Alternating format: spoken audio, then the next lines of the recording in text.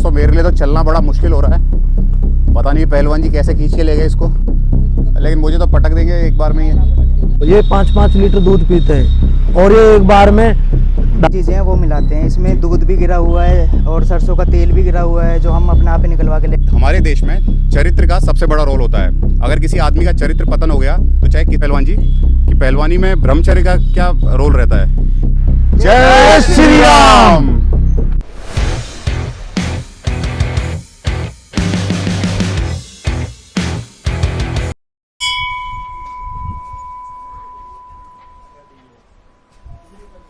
दोस्तों जिन लोगों को लगता है कि शराब मर्दों वाली चीज़ है और शराब के ठेके मर्दानगी के अड्डे, तो एक बार फिर से सोच लो, क्योंकि आज मैं आपको लेकर आया हूँ एक ऐसी जगह जो सच में मर्दानगी का अड्डा है।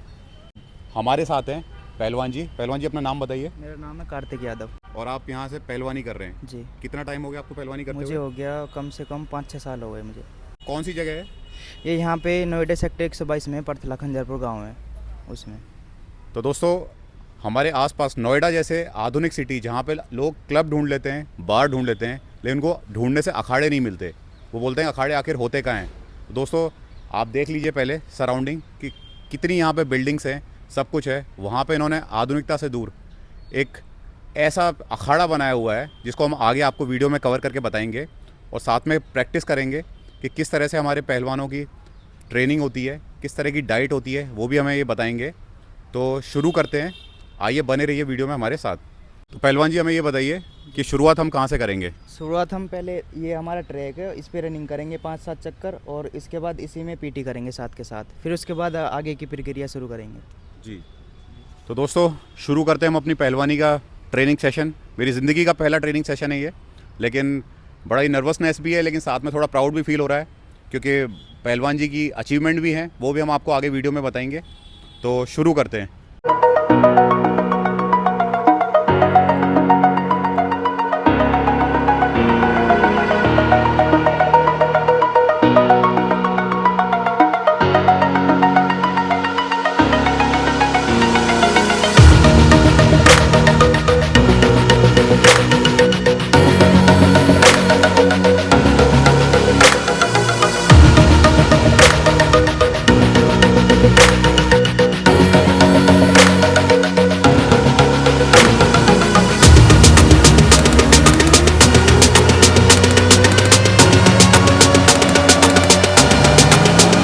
दोस्तों आप जिम में जाके जो कार्डियो करते हो उस कार्डियो से बिल्कुल अलग है इनका वार्म अप। देखिए अभी मेरी सांसें थोड़ी थोड़ी भरने लग गई हैं। जिम में जो ट्रेडमिल पे भागते हैं उन लोगों के लिए मैं बोलना चाहता हूँ कि एक बार ये करके देखें, फिर बताइएगा किस तरह का अलग एक्सपीरियंस होता है और किस तरह से आपकी सांस चलने लगती है।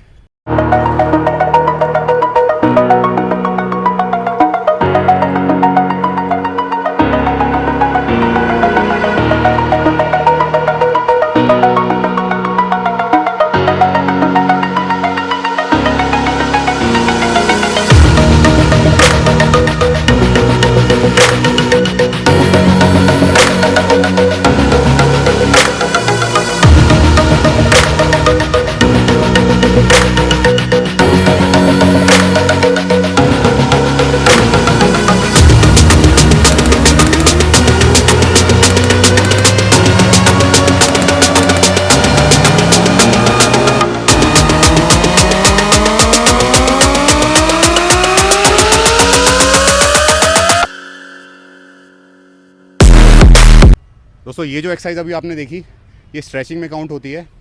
इससे पूरी बॉडी की जितनी भी मसल्स हैं वो खोलने के लिए काम आता है और आपकी फ्लेक्सिबिलिटी साथ ही साथ मोबिलिटी जो कि इस गेम की डिमांड है वो भी इससे इंक्रीज़ होती है।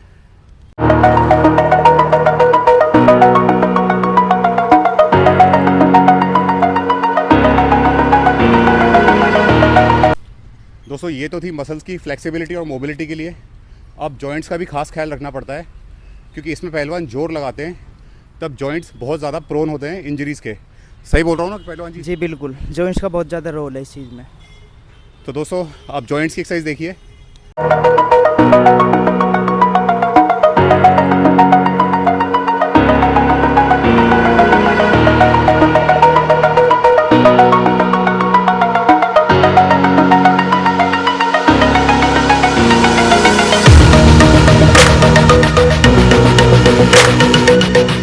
दोस्तों ये एक्सरसाइज आपको शायद देखी हुई सी लग सकती है, क्योंकि हमने एक पॉडकास्ट किया था एक मुआय थाई चैम्पियन के साथ, उन्होंने भी हमें सेम ये और इससे पहले वाली एक्सरसाइज बताई थी।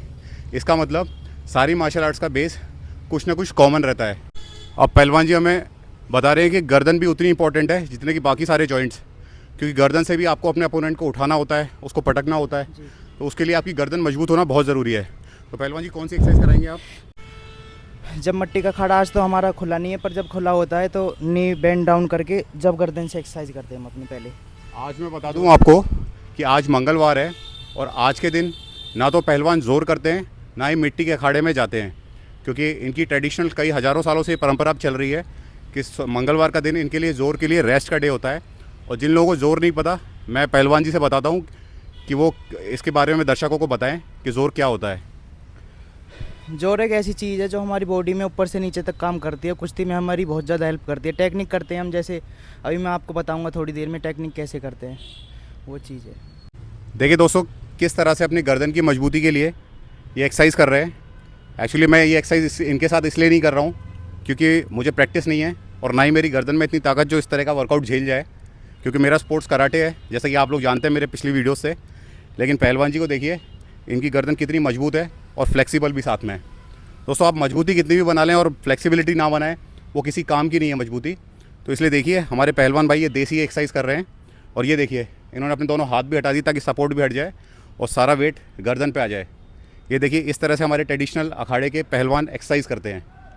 पहलवान जी एक बात बताइए कि ये एक्सरसाइज करते टाइम आपके शुरू में गर्दन दर्द हुई थी या नहीं? शुरू में तो बहुत दर्द हुआ था जी, बाद में फिर प्रैक्टिस हो गई? बाद में जब लगातार करते रहते हैं तो फिर दिक्कत नहीं आती हमें।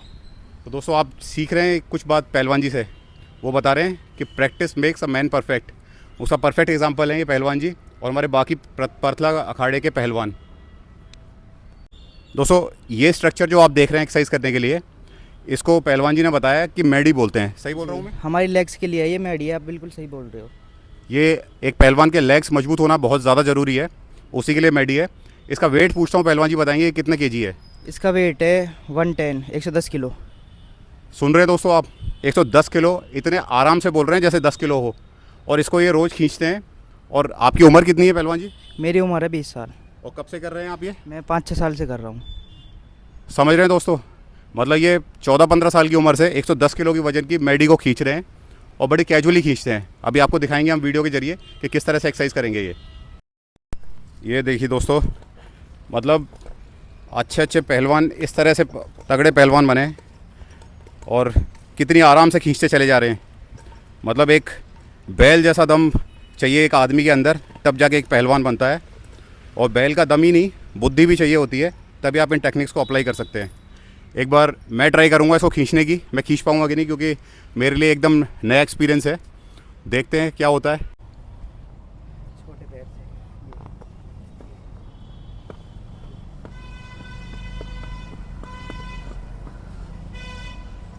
दोस्तों, मेरे लिए तो चलना बड़ा मुश्किल हो रहा है। पता नहीं पहलवान जी कैसे खींच के ले गए इसको, 110 किलो। ये देखिए मेरा पुर्जा रो गया है कि भाई बस कर।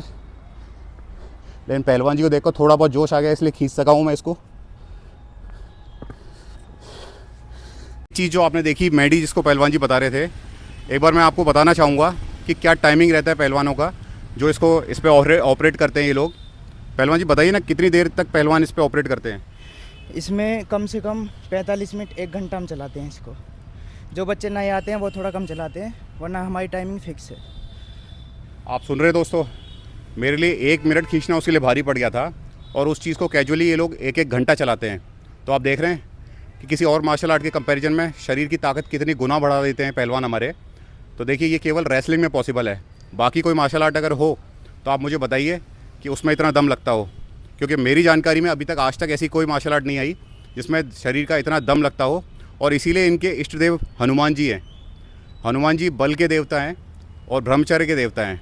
एक बात बताइए पहलवान जी कि पहलवानी में ब्रह्मचर्य का क्या रोल रहता है? सबसे ज़्यादा रोल जी ब्रह्मचर्य का ही है। तो मतलब मैं कहना चाहूँगा, क्या इसी से ही दम बनता है आदमी के अंदर? इसी से ही दम बनता है जी।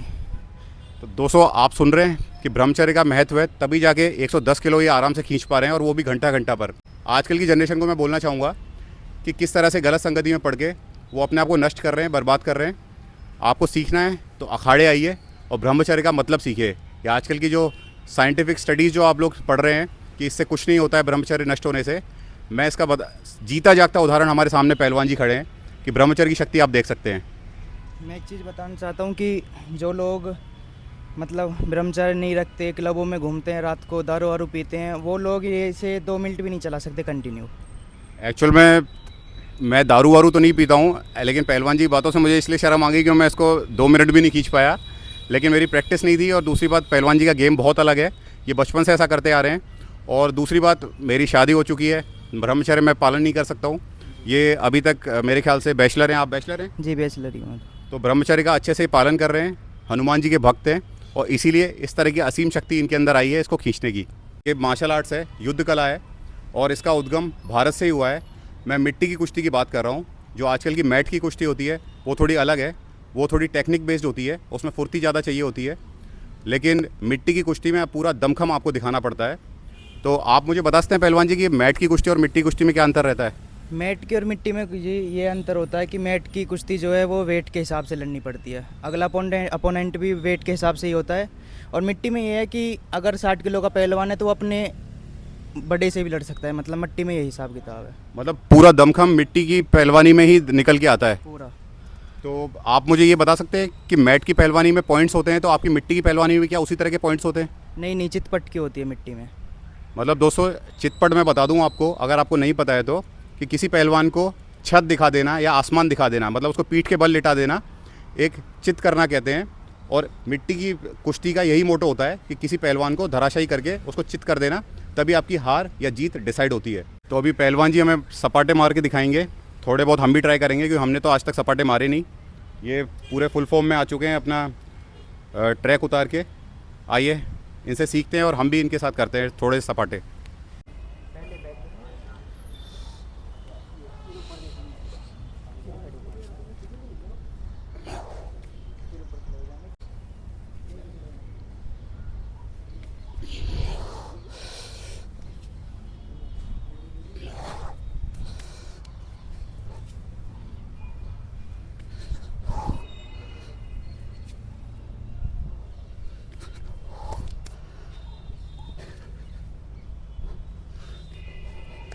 दोस्तों मैं बता दूं, ये जो सपाटे हम कर रहे हैं ये आपके पूरे ट्राइसेप्स, शोल्डर्स, लेग्स, इसमें सारे आपके मसल्स इन्वॉल्व हो रही हैं। ये कोई मसल आइसोलेशन वाली एक्सरसाइज नहीं है, किसी एक मसल पर टारगेट नहीं हो रहा है, ओवरऑल बॉडी पे टारगेट हो रहा है। और आप मेरी चढ़ी हुई सांसों से अंदाज़ा लगा सकते हैं कि सपाटे में कितने एफर्ट्स लग रहे होंगे। जैसा कि पहलवान जी ने बताया कि ये ऊपर एड़ी से लेके चोटी तक का वर्कआउट है। आप गर्दन से लेके आपके एंकल तक सब कुछ इसमें वर्क करेंगे और मजबूत होते चले जाएंगे। ये सपाटे भी कई तरह के होते हैं। अच्छा जी। ये मैं मार के दिखाऊंगा आपको। ये किस तरह का सपाटा था? ये नॉर्मल था। देखिए, ये जो मुझे बहुत ज़्यादा टफ लग रहा था ये नॉर्मल सपाटा था। अब बाकी के सपाटे पहलवान जी हमें मार के दिखाएंगे।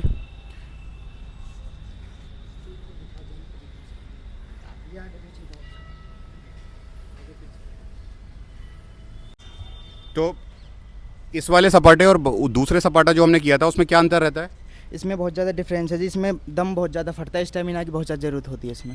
तो एंड्योरेंस और स्टेमिना बढ़ाने के लिए ये वाला सपाटा किया जाता है। अब तीसरी तरह का सपाटा, इससे भी ज़्यादा टफ सपाटा हमें पहलवान जी करके दिखाएंगे। ठीक है पहलवान जी, आप करिए।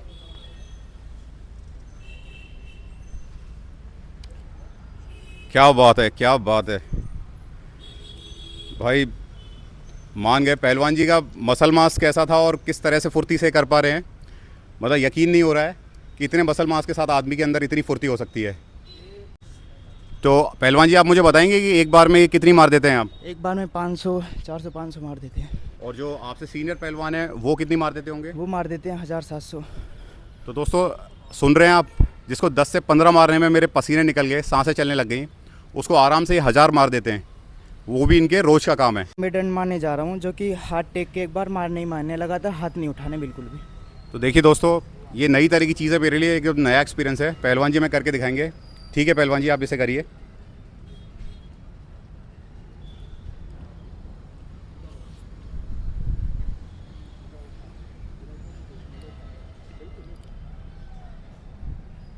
ये देखिए दोस्तों, ये देखिए, ये सारे वर्कआउट सारी मसल्स को एंगेज करके होते हैं पहलवानी में।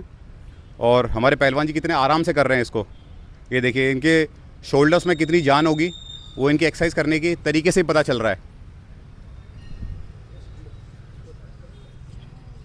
तो पहलवान जी, ये कितनी मार देते हैं आप? ये भी 1000 मार देते हैं जी। सुन रहे हैं दोस्तों, मतलब पहले वाले सपाटे भी 1000 मार सकते हैं और ये भी 1000 तक दंड मतलब चली जाती है।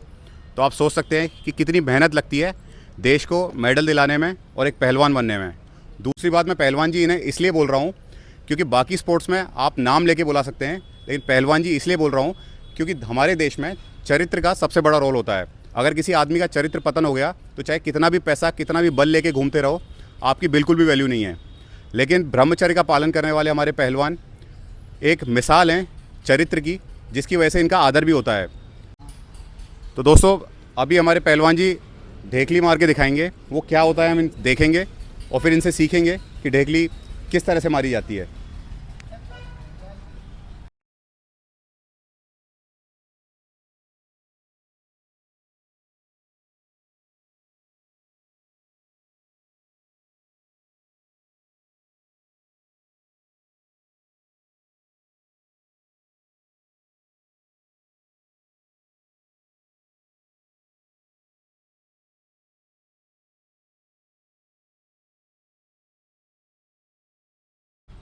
दोस्तों, ये जो आपने देखा, इसको ढेकली बोलते हैं। और पहलवान जी से पूछेंगे किस लिए की जाती है। ये हमारे स्ट्रेचिंग में बहुत ज़्यादा काम करती है। तो मतलब शरीर में फ्लेक्सिबिलिटी के लिए इसका रोल है। फ्लेक्सिबिलिटी के लिए इसका रोल है। अच्छा जी। तो ये कितनी मार देते हैं आप? अब फिर मैं बोलूँगा, आपकी झूठ बोल रहे, 500-1000 से कोई काम कमी नहीं है हमारे यहाँ पे। देख रहे हैं दोस्तों, मतलब 500 से कम का नाम ही नहीं लेते हैं पहलवान जी, उससे ऊपर ही ऊपर चलते हैं। तभी आप देखिए कितना एफर्ट लग रहा है। और इस तरह की बॉडी, इस तरह की फिज़िक, इस तरह का दमखम इनके अंदर है जब ये रोज़ इतनी प्रैक्टिस करते हैं। ये देखिए दोस्तों, किस तरह से रस्सा चढ़ रहे हैं पहलवान जी। ये शोल्डर की स्ट्रेंथ दिखा रहे हैं इनकी। और मैंने कहा थोड़ा सा रेस्ट ले लीजिए ढेकली और सपाटे करने के बाद, लेकिन रेस्ट का ये नाम ही नहीं ले रहे थे। बोल रहे थे कि लगातार 3-3 घंटे ये वर्कआउट करते हैं और कितनी आसानी से ये रस्सी पे चढ़ गए, इतने बॉडी वेट होने के बावजूद। आपका बॉडी वेट बताएंगे? 85 किलो। देख रहे हैं दोस्तों, 85 किलो के साथ इतने घंटे वर्कआउट करके और ये आराम से इस रस्से पे चढ़ गए। ये रस्सा देखने में मुझे डर लग रहा है। काफ़ी साल पहले मैं चढ़ा था, वो भी इतनी आसानी से नहीं चढ़ सकता था। बिल्कुल हाथ फ्रेश थे, बिल्कुल भी कोई एक्सरसाइज नहीं करी थी, तब जाके मैं थोड़ा बहुत रस्सा चढ़ पाता था। और देखिए, इन्होंने इतनी एक्सरसाइज करने के बाद बिना रेस्ट लिए ये रस्से पे चढ़े हैं, तो कितनी बड़ी बात है अपने आप में। एक पहलवान जी, एक बात बताइए, ये रस्सा आप कितनी बार चढ़ जाते हैं? रस्सा सुबह को रनिंग वनिंग करके जी, उसके बाद हम 20-20 रस्से करते हैं डेली सुबह को। मतलब 20 बार आप इस पे चढ़ते हैं आना और जाना जी, वर्कआउट में बिना रेस्ट लिए? बिना रेस्ट लिए। तो दोस्तों, देख रहे हैं आप, 20 बार। यहाँ एक बार चढ़ना मुश्किल होता है और यहाँ ये 20 बार चढ़ जाते हैं इतने बड़े वर्कआउट के बाद। मैं जिम वालों को ये बोलना चाहूँगा, अगर आपको लगता है कि आप बहुत अच्छी फिजिक अचीव कर ली है तो एक बार अखाड़े आइए, आपका वहम दूर हो जाएगा। मैं आपको सच बता रहा हूँ, एक बार आप आके ट्राई करिएगा ज़रूर। ये देखिए दोस्तों, रस्सा चढ़ने के बाद फिर शोल्डर की एक और एक्सरसाइज होती है, जिसमें ये 45 kg वेट, जैसा कि पहलवान जी ने हमें बताया, इसमें लगा हुआ है और इसको ये ऐसा करते हैं। और पहलवान जी से हम जानेंगे कि कितनी बार करते होंगे इसको। मैंने तो इसको 45 किलो वेट को ऐसे उठा दिया जैसे पता नहीं 45 ग्राम वेट हो। तो मुझे बताइए, आप कितनी बार करते हैं ऐसा ऊपर नीचे? 40-50 बार एक बार में कर देते हैं। दोस्तों, 40-50 बार सोच रहे हैं आप? आपसे मैं सही बता रहा हूँ, ये हिलेगा भी नहीं। और ये 40-50 बार इतना वर्कआउट करने के बाद इसको खींच देते हैं, मतलब काबिल तारीफ़ है। तो पहलवान जी, अब कौन सी एक्सरसाइज हम आगे करेंगे? आगे मुकदर चला के दिखाएंगे आपको। तो दोस्तों, मुकदर आप लोगों ने मूवीज़ में देखा होगा या कहीं टीवी में देखा होगा, अखाड़े में पहलवानों को प्रैक्टिस करते हुए। लेकिन आज मैं अपने सामने देसी मुकदर देखूंगा और उससे प्रैक्टिस करते हुए हमारे पहलवान जी कि किस तरह से मुकदर ऑपरेट किया जाता है।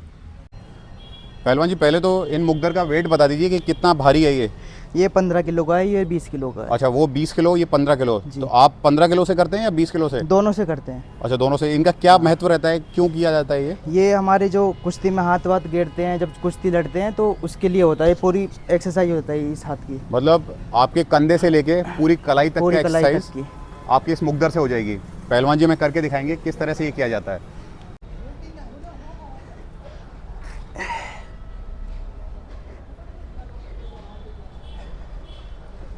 ये देखिए दोस्तों, साथ साथ ग्रिप स्ट्रेंथ भी इससे बढ़ती है, जैसा कि मुझे नज़र आ रहा है कि 15 किलो को एक हाथ से इस तरह से ऑपरेट करना, उसको सिर से इस तरह से घुमा के लेके आना, आपके कंधे को बड़ा फौलाद बना देगा। आप मुझे बताएंगे पहलवान जी किस तरह से इसको ऑपरेट करना होता है, मैं अगर इसको ट्राई करूँ तो? कमर के बीचों बीच स्ट्रेट में दोनों हाथों से कर लो आप, एक हाथ से वो करनी है आपको। अच्छा, ऐसे ये कमर के नीचे से बिल्कुल, मतलब ये कमर, अच्छा। यही आना, ग्रिप यही, और अब करो, ये नहीं आना चाहिए, ये बैलेंस करना होता है इसको। दोस्तों पहलवान जी मुझे सिखा तो बहुत रहे हैं, लेकिन उनका चेला इतना अच्छा नहीं है, क्योंकि पहली बार मैंने मुख्तर ज़िंदगी में हाथों में पकड़ा है, ना मुझे इसकी टेक्निक पता है, ना ही मेरी हाथों में इतना दम है जो उसको संभाल सके, इसलिए दोनों हाथों से मैं इसको कर रहा हूँ। जैसा कि हमारे पहलवान जी बता रहे हैं, एक कलाई से लेके पूरे कंधे तक का वर्कआउट करा देता है जी। बड़ा वाला करके दिखाता हूँ मैं आपको। अब मेरी कैपेसिटी इतनी थी, अब बड़े वाले मुकद्दर से हमारे पहलवान जी करके दिखाएंगे, जो कि 20 किलो का है।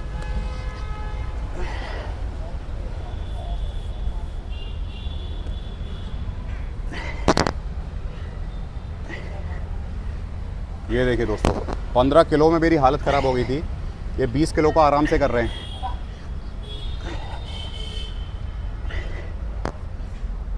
तो पहलवान जी ये जो मुकद्दर है जी, वो कौन सी लकड़ी का बनता है, आपको कुछ इस बारे में? शीशम की idea? लकड़ी का बनता है जी।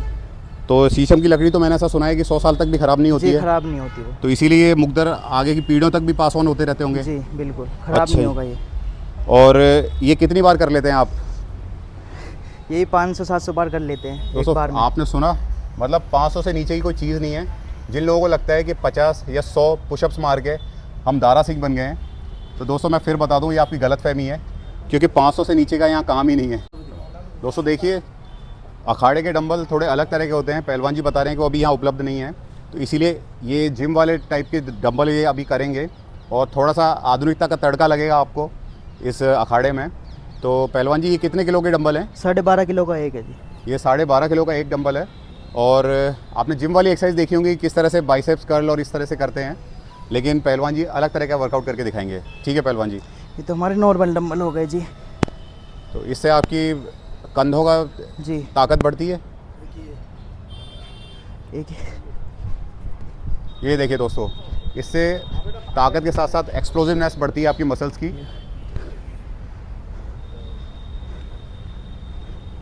ये दोस्तों आपने मूवीज़ में सुल्तान पिक्चर में सलमान खान को करते देखा होगा, लेकिन वो सब फर्जी हैं।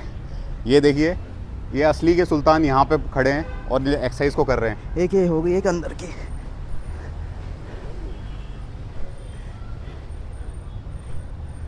ये देखिए, थकान आपको दूर दूर तक नहीं दिखेगी। अखाड़े में थकान का कोई नामो निशान तक नहीं होता है।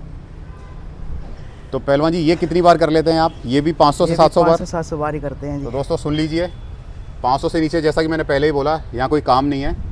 आपको थकान घर पे छोड़ के आनी पड़ेगी, आलस आपको डस्टबिन में डालना पड़ेगा, तब जाके आपको अखाड़े में प्रवेश मिलेगा। तो दोस्तों इस तरह से पहले किसी भी कुश्ती से पहले हाथ मिलाया जाता है। ये इनका ट्रेडिशनल पुराना प्राचीन काल से चला आ रहा तरीका है। और मैंने इनसे बोला था कि मैं करके देखूं, लेकिन अभी मुझे खुद को डाउट है कि कहीं मैं अपने आप को इंजर्ड ना कर बैठूं। पता लगा यूट्यूब वीडियो आना बंद हो गई और मैं हॉस्पिटल के खर्चे से उबर नहीं पाया।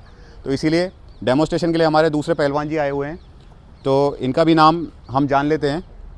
पहलवान जी क्या नाम है आपका? निखिल यादव। ये निखिल यादव हैं और इनको निखिल पहलवान भी बोलते हैं। तो आप कितने एज के हैं? 17। ये 20 साल, ये 17 साल के हैं, मतलब वो 20 साल के थे, ये 17 साल के। यहाँ छोटी छोटी उम्र में, मतलब जब लोगों के मूंछ नहीं आती हैं उससे पहले बच्चे अखाड़े आ जाते हैं। तो ये हमें करके दिखाएंगे सारे कुश्ती के दांव। तो ठीक है पहलवान जी, आप करिए।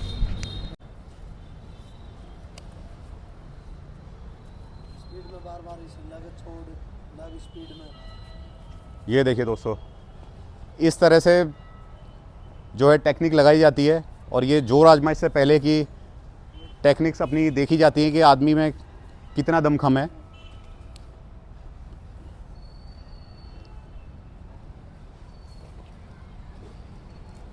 दोस्तों आज मैं आपको बता दूं, आज मंगलवार है, तो मंगलवार में अखाड़े में प्रवेश वर्जित होता है।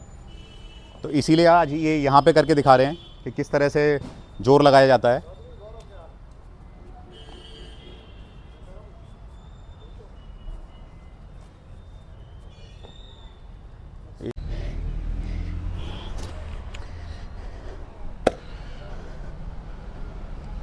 तो हम सबसे पवित्र मिट्टी के अंदर आ चुके हैं।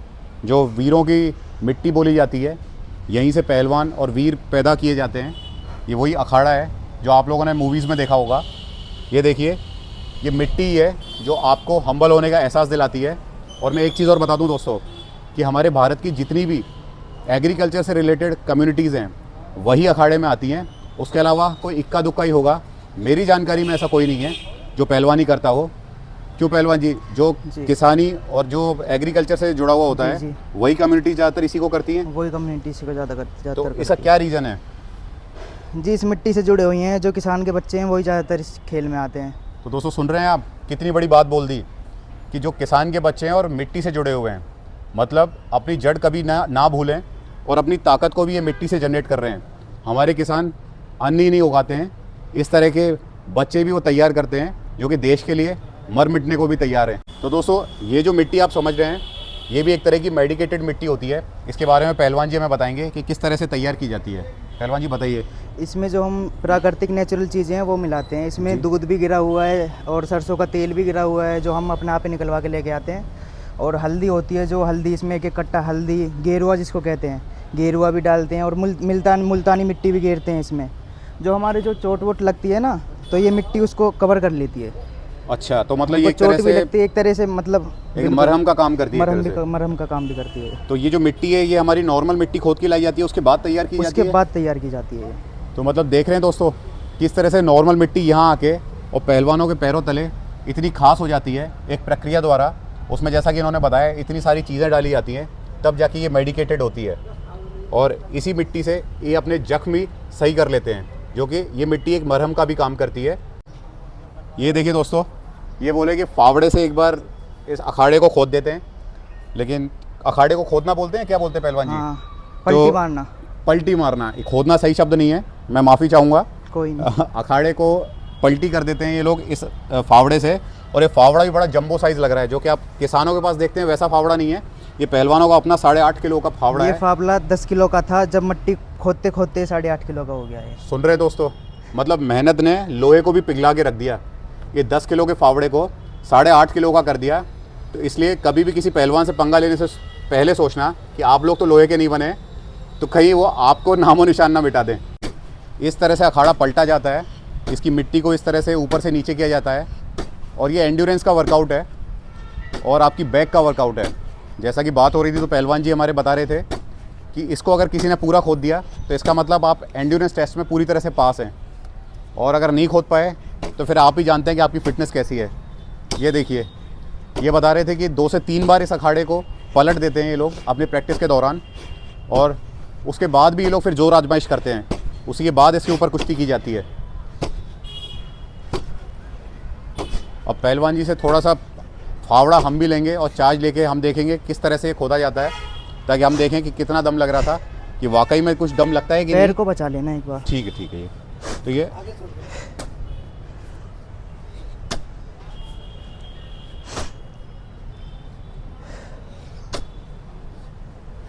तो पहलवान जी सही कर रहा हूँ क्या मैं? हाँ जी, सही कर रहे हो। पहली बार कर रहे हो तो सही कर रहे हो।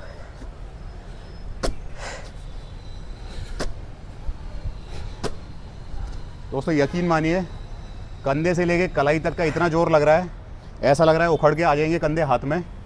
और साथ ही साथ एंड्योरेंस भी इतना लग रहा है इसमें, मतलब जिसको पहलवान जी आराम से कर रहे थे वही चीज़ बहुत मुश्किल लग रही है।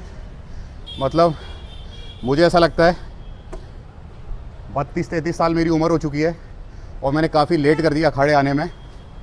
बचपन की कला है ये जो सीखनी पड़ती है, उसी के बाद आपके अंदर दमखम आ पाता है।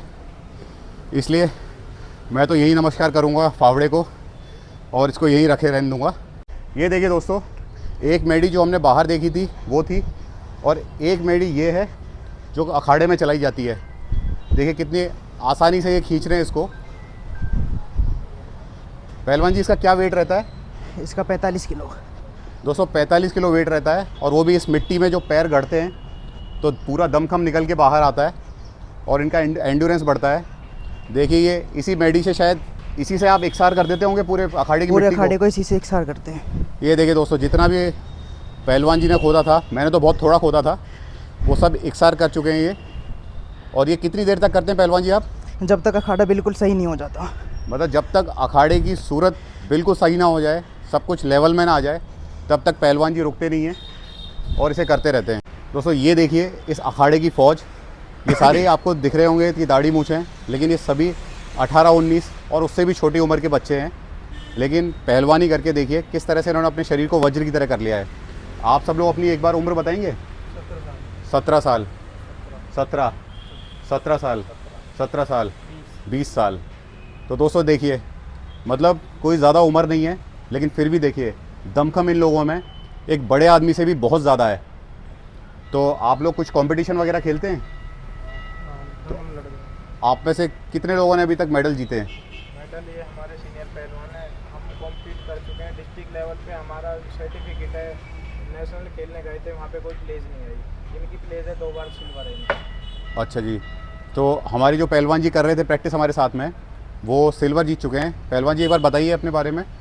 जी, मेरा नाम कार्तिक यादव है और मैं यहीं से नोएडा से हूँ और मैं स्टेट भी खेल चुका हूँ कई बार, मेरा सिल्वर भी है। और मैं बाहर भी जा चुका हूँ खेलने, जम्मू कश्मीर तक खेल के आया हूँ और एमपी में भी खेल के आया हूँ। मैं मिट्टी के दंगल एमपी में खेल के आया हूँ, वहाँ से जीत के आया था और जम्मू में भी जीत के आया हूँ मैं। तो पहलवान जी अब आपका और बाकी टीम का क्या विचार है, मतलब आगे क्या करना चाहते हैं? आगे जी अभी तो करेंगे, हमें देश का नाम भी रोशन करना है और अपने गाँव का नाम भी रोशन करना है। तो कौन से ऐसे पहलवान हैं जो आपके आइडियल हैं कि हम उनको ध्यान में रख के ऊपर तक जाएंगे?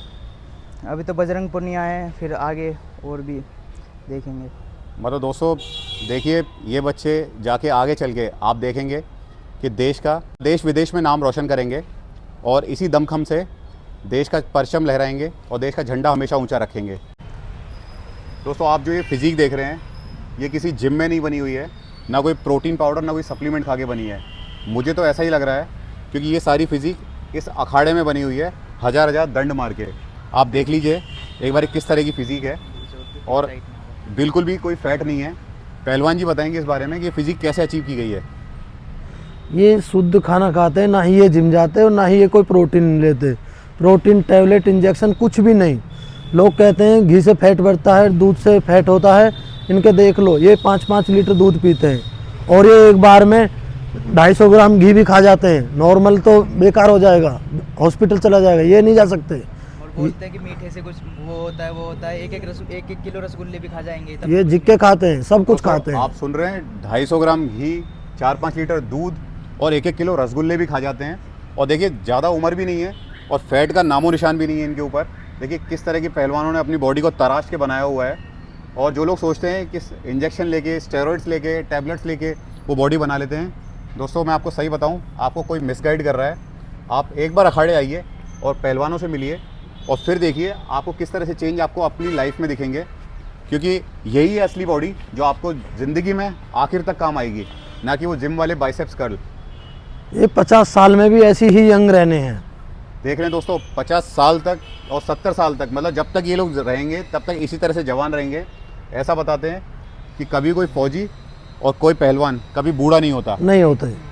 तो मतलब यूँ समझ लीजिए, अगर कोई फौजी पहलवान है तो उससे ज़बरदस्त गठबंधन, उससे ज़बरदस्त बेजोड़ कॉम्बिनेशन कोई हो नहीं सकता है। तो क्या आप लोग आर्मी ज्वाइन करवाएंगे इन्हें अगर इनको मौका मिला तो? नहीं, ये ड्यूटी तो करेंगे ही, क्योंकि मेडल दे रहेंगे तो सरकार जो सम्मान में ड्यूटी देती है। जी जी जी। लेकिन ये कभी भी आर्मी में राइफल नहीं उठाते, ये वहाँ भी पहलवानी ही करेंगे। अच्छा अच्छा, तो मतलब अपने गेम को और आगे बढ़ा। जी, गेम को देश विदेशों में। और ये तपस्या करते हैं, ये सुबह 4 बजे, हर किसी के बज के उठना नहीं है। देखिए दोस्तों, मैं सही बता दूं, इस सर्दी में आज की भी पहलवान जी बता रहे हैं कि ये एक तपस्या है। और सच में इनका आज का वर्कआउट देख के, मैंने तो थोड़ा सा किया था सीखने के लिए, मैं बड़े दमखम जोश से आया था कि मैं सारे वर्कआउट कर दूंगा, लेकिन ये सच में एक तपस्या है। जो एक योगी की तरह ये लोग लगे हुए हैं अपने शरीर को तराशने में और अपने भविष्य को उज्जवल बनाने में। पहलवान जी, हमने सुना है कि पहलवानों के लिए लोग बोलते हैं कि वो लोग केवल हाथ पैर चलाते हैं, दिमाग नहीं चला सकते। तो क्या ये सही राय है जो लोगों ने बना रखी है? ये गलत राय है, पहलवानों के खिलाफ गलत मैसेज है ये। पहलवान बहुत ज़्यादा सहन शक्ति रहती है उसके अंदर, और पहलवान ही सबसे ज़्यादा आज की डेट में सरकारी नौकरी पे है। अच्छा जी। एग्जाम्पल है, नरसिंह यादव है, डीएसपी है, योगेश्वर दत्त है, वो भी डीएसपी हैं, और ये अनुज चौधरी हैं, सीओ हैं और भी पहलवान हैं। पहलवान बहुत ज़्यादा सहन शक्ति वाले होते हैं और ईमानदार होते हैं, उनसे ज़्यादा ईमानदार कोई नहीं हो सकता। दोस्तों देख रहे हैं, जैसा कि मैंने पहले भी बात की थी कि पहलवानी में दमखम के साथ चरित्र के साथ साथ बुद्धि भी विकसित होती है। उसी तरह से ये हनुमान जी के उपासक होते हैं जो कि बल बुद्धि विद्या के देवता माने गए हैं। तो एक बात बताइए, जब देवता में इस तरह की क्वालिटी है तो उनके भक्तों में इस तरह की क्वालिटी क्यों डेवलप नहीं होंगी? तो आप लोग जो राय है एक बार फिर से सोचिए और आप किसी अखाड़े में जाकर पहलवानों से बातें कीजिए, उसके बाद आपको पता लगेगा कि उनका बौद्धिक लेवल कितना ऊंचा होता है। दोस्तों पहलवानों में हायरार्की होती है जिसमें कि जूनियर पहलवान, मीडियम पहलवान और सीनियर पहलवान होते हैं। उसी तरह से उनके गुरुजी होते हैं। तो इन सब बच्चों को तैयार कराने के पीछे, ये जो फ़ौज हमने देखी उसको तैयार कराने के पीछे हमारे सबसे बड़े पहलवान जी हैं। पहलवान जी स्वागत है आपका हमारे चैनल पे। तो आप अपना नाम बताइए पहलवान जी। जी मेरा नाम अनुज यादव है जी, और मैं परथला गांव से बिलोंग करता हूँ, यहीं से। जी जी। तो ये बच्चों को आपने काफ़ी अच्छा मार्गदर्शन दे के ट्रेन किया हुआ है। तो आप एक बात बताइए कि ये टूर्नामेंट में आप इनको खुद ले जाते हैं या किस तरह से इन लोगों को जाना होता है? नहीं, हम इनके साथ जाते हैं खुद ही। अच्छा जी। जब ये जाते हैं कुश्ती लड़ने तो इनके साथ जाते हैं, इनको गाइड करते हैं। तो मतलब ये हमेशा इतनी प्रेरणा यहाँ पे किस तरह से बनी रहती है कि लोग अखाड़े को ज्वाइन करते हैं यहाँ पे? यहाँ पर सबको ही अनुशासन में रहना रहता है। अच्छा जी। तो अनुशासन, देखिए दोस्तों, सबसे बड़ी बात, किसी भी स्पोर्ट में अगर आप तभी पारंगत हो सकते हैं, तभी निपुण हो सकते हैं जब आपके अंदर डिसिप्लिन होगा। अगर डिसिप्लिन नहीं है तो पहलवानी छोड़िए, आप जिम में भी कहीं भी लाइफ में आप सक्सेसफुल नहीं हो पाएंगे। तो पहलवान जी एक बात बताइए, ये जो हमने इतने दमखम वाले पहलवान देखे, इनकी डाइट क्या रहती है? इनकी डाइट सब नॉर्मल डाइट रहती है और ये कोई भी जंक फूड नहीं खा सकते। अच्छा जी, मतलब पिज़्ज़ा बर्गर जो आजकल ये खाते कुछ हैं? नहीं, ये बिल्कुल ये कुछ भी नहीं खा सकते। ये हरी सब्जी, घी, दूध, बादाम, फल फ्रूट, जूस यही खाते हैं ये। तो ये कितने बादाम मतलब एक बार में खा जाते होंगे? ये एक बार में 100 से 150 गिरी रहती हैं। 100 से 150 बादाम, मतलब दोस्तों देख रहे हैं आप, मतलब लोग महीने में इतने बादाम खाते हैं, वो एक बार में पहलवान जी सारे खा जाते हैं, तब जाके इनमें इतना दम आता है। तो ये जो बादाम खाते हैं ये किस तरह से खाए जाते हैं? ये कुंडी में पीसते हैं। अच्छा जी। जी, और उसमें ठंडाई बना के गेरते हैं। अच्छा। ठंडाई, सौंफ, इलायची, काली मिर्च, खसखस, खरबूजे, गुलाब के पत्ता, अच्छा ये जी। सब चीज़ मिश्रण गेरते हैं। तो ये ठंडाई आपके जो गर्मी है उसको भी शांत करती जी, होगी जी, और गर्मी साथ ही में। साथ ताकत भी देती है। जी, और फिर आप रोटी सब्जी वगैरह ये कितनी खाते हैं? ये रोटी तो 2 से 3 ही खाते हैं। जी। सब्जी जो खाते हैं ये घर की, अपने हाथ की ही खाते हैं। अच्छा अच्छा जी। ये कभी भी किसी के हाथ की बनी हुई नहीं खा सकते। अच्छा अच्छा। ये अपने आप ही बनाएंगे और घी में बनाएंगे हमेशा, कभी भी तेल में नहीं खा सकते। अच्छा जी। दोस्तों सुन रहे हैं आप, और वो भी घर का घी चाहिए। घर के घी में बनी हुई सब्जियां अपने हाथ की बनाई हुई पहलवान हमेशा खाते हैं। मतलब ये पहलवान होने के साथ साथ इनके अंदर एक टैलेंट और है कि ये शेफ़ भी बहुत अच्छे हैं जो इतनी हेल्दी और न्यूट्रिशियस सब्जियां बनाते हैं जिससे कि हेल्दी बेनिफिट्स मिलते रहते हैं। तो पहलवान जी इसके बाद ये दूध कितना पी लेते होंगे? ये दूध एक बार में ही दूध ये पीते हैं, 4 से 5 लीटर ये दूध सुबह को पीते हैं और फिर शाम को भी। दोस्तों 4 से 5 लीटर दूध मतलब एक पहलवान की खुराक है। मतलब आजकल शहरों में जो जितने भी शहरी लोग हैं, जो नौकरी पेशा वाले लोग हैं, उनका पूरा परिवार मेरे ख्याल से 10 दिन का खर्चा बता दूं तो 4-5 लीटर दूध वो पी पाएंगे अगर अच्छे से पीने को बोला। और एक आदमी को अगर कोई भी किसी भी तरह का स्पोर्ट्स पर्सन हो, अगर वो 4-5 लीटर दूध पी लेगा तो मेरे ख्याल से उसका पेट ख़राब हो जाएगा या वो पी ही नहीं पाएगा। तो पहलवान जी अभी इस अखाड़े में आगे और आप क्या देख रहे हैं फ्यूचर में? फ्यूचर में ये बच्चे हैं, इन्हें तैयार कर रहे हैं। इन्हें देख के और जो छोटे बच्चे हैं वो आते हैं और नशे से ज़्यादा दूर रहना रहेंगे। तो पहलवान जी हमने सुना है कि जो अखाड़ा है ये गांव के जो लोग होते हैं उनकी जगह है, जी। लेकिन इससे शहर के जो भी बच्चे हैं वो आने में कतराते हैं, उनके लिए आप क्या मैसेज देना चाहेंगे? सबको आना चाहिए, यहाँ सबका वेलकम है और यहाँ पर सबसे बड़ी बात है कोई फीस नहीं है। देखिए दोस्तों, मतलब ये एक तरह की सेवा है देश के लिए, जो इस तरह की फ़ौज तैयार की जा रही है वो भी बिना पैसों के। तो क्या 1 रुपया भी फीस नहीं ली जाती है? ये हमसे भी नहीं ली जाती, इन बच्चों से भी नहीं। जो हमारे गुरुजी हैं टोनी पहलवान जी, अच्छा जी। उन्हीं का ये वो ही चला रहे हैं। अच्छा अच्छा, मतलब वो सबसे सीनियर पहलवान है जी, यहाँ वो के। हमारे गुरुजी हैं, वही चला रहे हैं। वो किसी से भी 1 रुपये नहीं लेते और वो खुद ही कराते हैं। तो दोस्तों आप लोग सोचते हो केवल फ़ौज ज्वाइन करके देश सेवा हो सकती है, लेकिन जैसा कि इन्होंने बताया कि इनके भी जो गुरुजी हैं उनका ये अखाड़ा स्थापित किया हुआ है और 1 रुपया तक नहीं लेते हैं और इस तरह की यूँ समझ लीजिए आप देश की फसल तैयार कर रहे हैं युवाओं की, जो कि नशे से दूर हैं और अपनी हेल्थ फिटनेस का ध्यान रख के भारत का परचम देश विदेश में लहराने के लिए तैयार हैं। तो पहलवान जी बहुत अच्छा लगा आपके अखाड़े में आके, जी। और आशा करूंगा कि इस वीडियो को देख के इसके माध्यम से और भी लोग आपके अखाड़े से जुड़ें और देश का नाम रोशन करें। और मेरी आपसे गुजारिश है कि आप इसी तरह से दमखम बनाए रखें अपने अखाड़े का और इस जोश को बरकरार रखें।